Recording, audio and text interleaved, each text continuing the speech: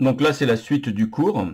Donc pour les trois dipôles passifs qu'on connaît maintenant, la résistance, l'inductance et le condensateur, on va leur appliquer des tensions. Donc on va les mettre sous tension. Si on les met sous tension, donc il y a une loi qui va se dégager, c'est la loi d'Ohm. La loi d'Ohm que vous connaissez, U égale RI, elle n'est utilisable que si et seulement si on est en courant continu. Maintenant, on va voir la loi d'Ohm généralisée. Alors la loi d'Ohm généralisée, on ne parlera pas de résistance, mais d'impédance. Donc ici, on prend, voilà, on a notre résistance, un des trois dipôles passifs que vous connaissez depuis la seconde. On lui applique une tension, donc la tension U ici, d'accord. Si on y applique une tension, bien évidemment, il y a un courant qui va venir ici le traverser. Attention, on est bien dans la convention récepteur. Le courant et l'intensité sont dans le sens inverse. Alors, si vous notez, petite subtilité, on voit que ce sont des petites lettres.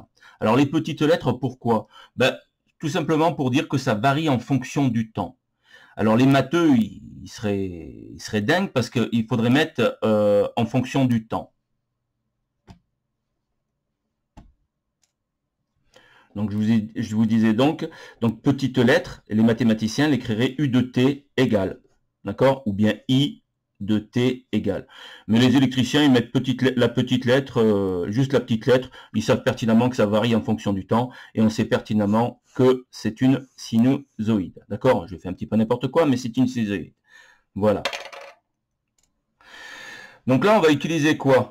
Pour représenter tout ça, on va utiliser un diagramme vectoriel. Donc on va tracer ici, là, le vecteur U et le vecteur I dans la résistance. À quoi ça correspond?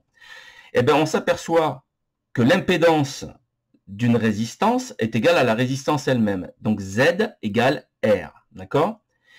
Et le courant I, ici, si on le représente avec un vecteur, il est en phase avec U. C'est-à-dire en phase, ça veut dire qu'il n'y a pas de déphasage. Ça veut dire que l'angle entre les deux, il vaut 0. Alors 0 quoi? Ça peut être des degrés, ça peut être des radians, des gradients, ce que vous voulez. Ça fera 0. Et petite subtilité, si on fait le cosinus de phi, puisque j'ai un angle, ça peut être, vous faites le cosinus de 0, ça va vous donner 1. D'accord? Donc maintenant, on va tracer ici le diagramme, on appelle ça le diagramme vectoriel ou du dipôle. Donc là, j'ai tracé ici en rouge le courant. Alors, petite subtilité, regardez bien, là c'était des petites lettres, et là je mets une grande lettre avec un vecteur dessus. Donc, j'ai transformé les petites lettres en vecteurs. Et maintenant, je suis dans le domaine des vecteurs. Donc, toutes les opérations vectorielles que je peux faire, je peux additionner des vecteurs, soustraire des vecteurs et ainsi de suite. Et ça va être plus facile. Et puis là, le grand U, c'est ce U-là. Je l'ai mis en grand U avec le vecteur. Alors, ma flèche est un petit peu tordue, mais c'est une flèche, hein, d'accord? Et là, on voit bien que l'angle qu'il y a entre le vecteur rouge et le vecteur noir, il est de 0. C'est bien ça. Donc la loi d'Ohm généralisée, c'est U égale ZR fois I. Alors ZR, j'ai mis R en indice ici pour spécifier que c'est l'impédance de la résistance. Est égale à U égale ZR fois I. Et on sait que ZR est égal à R, donc U égale RI. C'est la petite loi que vous connaissez depuis le début. D'accord? Alors maintenant, on va faire la même chose cette fois-ci pour le condensateur. Le condensateur, il a une particularité, lui. Quand on va le soumettre à une tension sinusoïdale, donc pareil, la même truc ici, le courant il passe ici, on est en convention récepteur. L'impédance du condensateur, on l'a vu, c'est Z est égal à 1 sur C oméga. Par contre, le courant, il est en quadrature avant. On va voir ce que ça veut dire. Quadrature avant de U. On va voir à quoi ça correspond. Attention, on tourne dans ce sens-là. Très important, on tourne dans le sens trigonométrique, c'est-à-dire le sens inverse des aiguilles du montre. Donc là, il est en quadrature avant, ça veut dire qu'il est devant. D'accord? Et quadrature, quadrature, ça veut dire qu'il fait un angle de 90 degrés. Donc, si je pose mon I ici sur l'axe des X, et comme I est en avance, U, il est en retard, donc il est en dessous. Et l'angle, quand on mesure un angle, quand on repère un angle, c'est toujours de I vers U. Tout le temps, tout le temps, tout le temps. Donc, de I vers U. Et là, si je vais de I vers U et que je tourne dans ce sens-là, est-ce que vous voyez que je tourne dans le sens négatif? Donc, de là à là, c'est plus 90 degrés, mais de là à là, c'est moins 90 degrés. Alors, moins 90 degrés en radian, ça fait moins pi sur 2.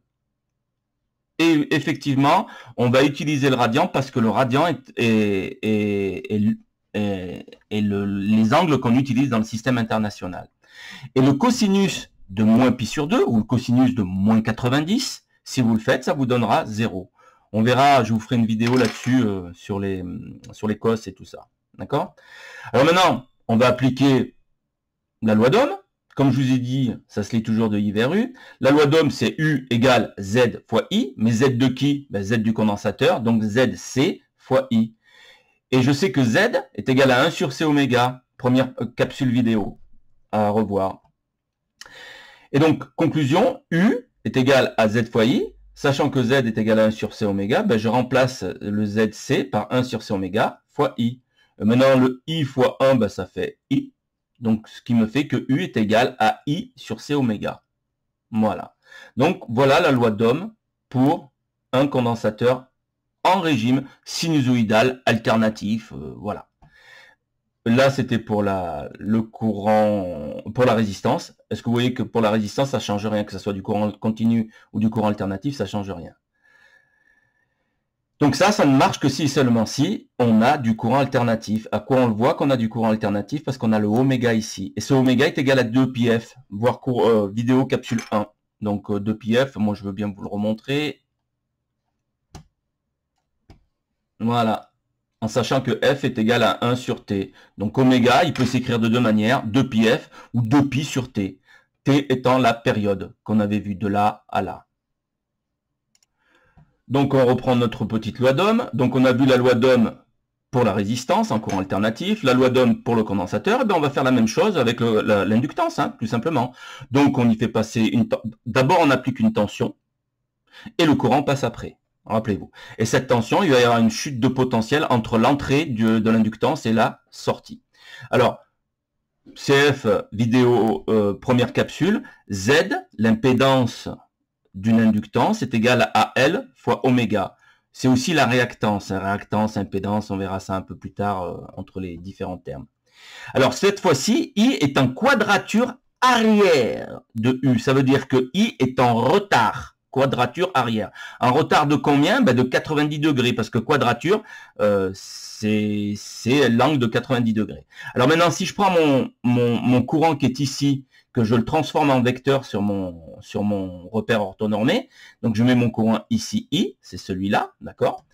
Et je mets grand I, bien évidemment, avec le vecteur dessus.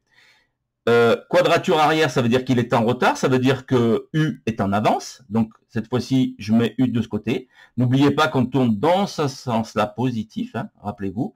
Donc si j'ai de l'avance, eh ben, si on tourne dans ce sens-là, U est ici. Donc I est bien en quadrature arrière. On pourrait dire que U est en quadrature avant, ça revient au même, d'accord? Et on va appliquer la loi d'Ohm. Donc U égale Z fois I, mais le Z de qui? Ben, le Z de L, de cette inductance. Alors on va dire que U égale ZL fois I. Sachant que ZL est égal à L fois oméga, ça c'est à savoir par cœur, hein, L en Henry, oméga en radian par seconde, et bien on va remplacer ce ZL par L oméga, ce qui nous fait que U est égal à L fois oméga I. Voilà. Alors maintenant, si on mélange, si on prend ces trois dipôles, là on les a vus un à un, mais si on décide de les mettre en série ou en parallèle, ça va nous donner des triangles. On va voir pourquoi. Donc là, je vais vous dessiner le triangle. Alors maintenant, si je prends comme axe, comme référence des axes, le courant I, je sais que la tension de la résistance, UR, il est là. Alors pourquoi? Parce que on avait vu que phi R entre U et I, il vaut 0. D'accord? 0 degré, 0 radian, ce que vous voulez. Ensuite, pour l'inductance, on sait que l'inductance, I est en quadrature arrière. Ça veut dire que le U, il est devant. Donc ici, on a le UL. D'accord? Donc, et je mesure bien l'angle toujours de I vers U. Et comme je tourne dans le sens positif, dans ce sens-là, Donc ici, ça me fait bien phi pour une inductance, phi est égal à pi sur 2, ce qui fait 90 degrés. Alors pi sur 2, radian, hein, excusez-moi, hein, radian. Ben, pour le condensateur, lui, ben, c'est l'inverse. Donc c'est le courant qui est en quadrature avant, donc ça veut dire que la tension du condensateur, elle est en arrière. Donc ça nous fait UC, il est là. Et comme je mesure l'angle toujours de I vers U, je vais mesurer mon angle comme ça. Donc ça, c'était phi L. Ça, c'est celui-là, là, c'est phi C. Et phi C, on voit bien qu'on tourne dans le sens inverse, ça me fait moins 90 degrés, ce qui est égal à moins pi sur 2 radians. Voilà. Alors maintenant, est-ce que vous voyez que j'ai un vecteur UL ici, un vecteur UR, j'ai oublié de le noter ici, voilà, et j'ai un vecteur ici, UC. Ben, vu que ce sont tous des vecteurs, eh ben, je peux les additionner. Donc pour les additionner, on va faire du tête à queue, tout simplement. Alors, je vais vous donner un autre exemple. Donc si je fais mon vecteur UR comme ça, mon vecteur UL comme ça, et mon vecteur UC dans ce sens-là, si je décide de les additionner, il faut que je les prenne, je fasse du tête à queue. Donc je vais prendre le UL ici et l'amener là. Donc ce UL là, on va dire qu'il fait à peu près voilà, un petit centimètre, 2 centimètres. Je fais ça, voilà, ça c'est mon UL. Donc j'ai pris ce vecteur-là, j'ai le droit de le transporter puisque je suis dans un espace vectoriel. Je me balade avec mes vecteurs. Donc je prends UL, je l'amène ici. Ce UC, ben, je le prends, ben, je le mets ici. D'accord? Donc ici, voilà. Si je fais l'addition de tout ça, ben, j'ai ça plus ça. Donc lui il monte vers le haut et lui va vers le bas. Donc c'est comme si c'était, c'est comme si on avait le résultat sur cet axe-là. C'est comme si on avait U, on va l'appeler X. Hein, on verra pourquoi. UX est égal à UL, positif, moins UC. Et on voit bien que UC ici, il est le plus grand. Conclusion, ben, je prends ça et je le ramène, je prends celui-là et je le ramène ici. Voilà. Donc il va me rester plus que ça. Voilà. Donc voilà le résultat. Et n'oubliez pas qu'ici, on a l'axe l'axe des origines. On met notre courant I ici. Et conclusion, ici, notre phi, il est négatif. Un autre exemple. Cette fois-ci, ben, on va faire simple. Hein. On va prendre un grand UL, un petit UR. Alors notez que je le mets dans le sens vertical, là dans le sens horizontal. C'est comme ça, ils habitent comme ça. Et un petit UC ici. Maintenant, si j'additionne tout ça, ben, je vais prendre mon axe pour I. Je prends mon UR, je le pose ici. Je le prends lui, je le pose là. D'accord? Donc voilà mon UR. Je vais prendre mon UL, je vais le poser ici. À peu près, hein. Et je vais prendre mon UC, je vais le poser. Alors, au lieu de le poser là, je vais carrément le poser ici. Et le résultat, il est là. Et cette fois-ci, je lis toujours. Alors, ça c'est UR. Là, on avait notre UC. Et là, c'était le UL. Et là, on aura notre UZ. Et le UZ, on lit toujours du coup, le déphasage toujours de I vers U. Donc là, on s'aperçoit que on tourne dans le sens positif ici. Voilà. Donc là, je vous ai mis un petit diagramme vite fait, un peu plus propre hein, pour vous expliquer. Donc ici, on a R. Ici, on a ZL. ZL ou ZR. Ouais, voilà. Et puis là, on a le ZRC. D'accord? Là, on a notre XL. XL qui part de là à là, qui est égal à L fois oméga. Et là, on a notre XC qui part d'ici à là. Notre XC est égal à moins 1 sur C oméga.